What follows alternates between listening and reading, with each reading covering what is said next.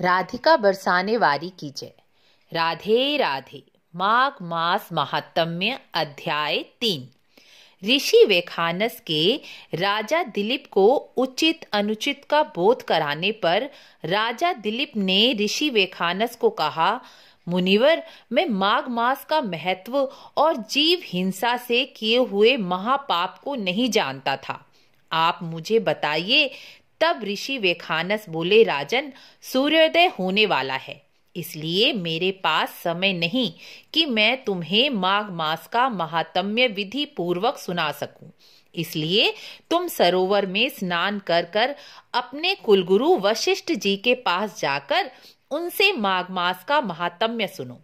राजा दिलीप ने ऋषि के कहे अनुसार स्नान कर मरे हुए जीवों को वहीं छोड़कर गुरु वशिष्ठ जी के पास चले गए।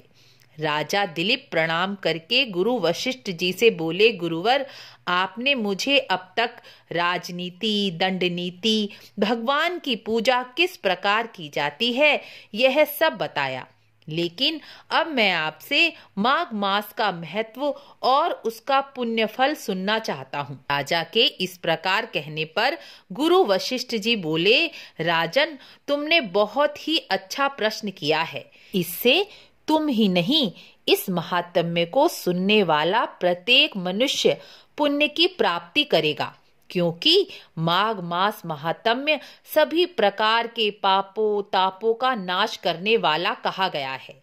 माघ मास महात्म्य सुनने वाला मनुष्य सुख का भागी होता है, और यदि वह मनुष्य माघ स्नान भी कर ले और माघ स्नान करके माघ मास महात्म्य संकल्प सहित सुन ले तो वह भूमिपति भी बन जाता है। इसलिए जिनका अपना घर नहीं है या किराए पर रहते हैं, उन्हें माघ स्नान और माघ मास महात्म्य अवश्य ही सुनना चाहिए, जिससे उन्हें शीघ्र ही अपने घर की प्राप्ति होगी। ऐसा माघ मास महात्म्य में कहा गया है। माघ मास स्नान धर्म, अर्थ, काम, मोक्ष की प्राप्ति कराने वाला कहा गया है। देवों की माता अदिति ने 12 वर्ष तक अन्न त्याग कर माघ स्नान तप कर कर 12 आदित्य पुत्रों को प्राप्त किया था। माघ मास में संत, महात्मा, साधु, विष्णु भक्त के दर्शन से भी पुण्य की प्राप्ति हो जाती है। अन्य पुण्य कर्म करने पर मनुष्य स्वर्ग की प्राप्ति करता है, और पुण्य समाप्त होने पर स्वर्ग से निकाल दिया जाता है। लेकिन माघ मास स्नान करने वाला मनुष्य दोबारा पृथ्वी पर जन्म नहीं लेता, सदा सदा के लिए स्वर्ग में निवास करता है। माघ मास में तिल दान करने से पापों का नाश हो जाता है। जो मनुष्य माघ मास में स्नान रूपी तप करते हैं, वह भुक्ति और मुक्ति दोनों को ही प्राप्त कर लेते हैं।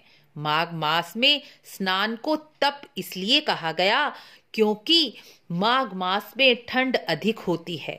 माघ मास में जहाँ स्वच्छ जल है वह गंगा जल के बराबर है। माघ मास में गंगा स्नान का फल माघ मास में प्रातःकाल स्नान करने से ही मिल जाता है। इस प्रकार तीसरा अध्याय पूर्ण हुआ। माघ मास का तीसरा उपाय इस प्रकार है। माघ मास में यदि आपके घर में या आपके द्वार पर कोई साधु संत आया है तो उसे खाली हाथ नहीं लौटना चाहिए। माघ मास में विष्णु सहस्त्रनाम का पाठ नवग्रहों की शांति कराता है।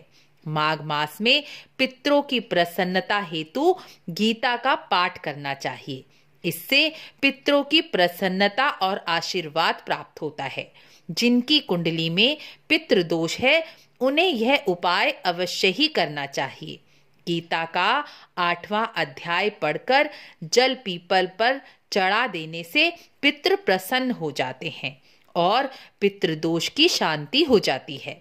यदि आपको वीडियो अच्छी लगी हो तो वीडियो को लाइक शेयर जरूर करें, ताकि सभी लाभ प्राप्त कर सकें। मिलते हैं अगले अध्याय में। राधे राधे।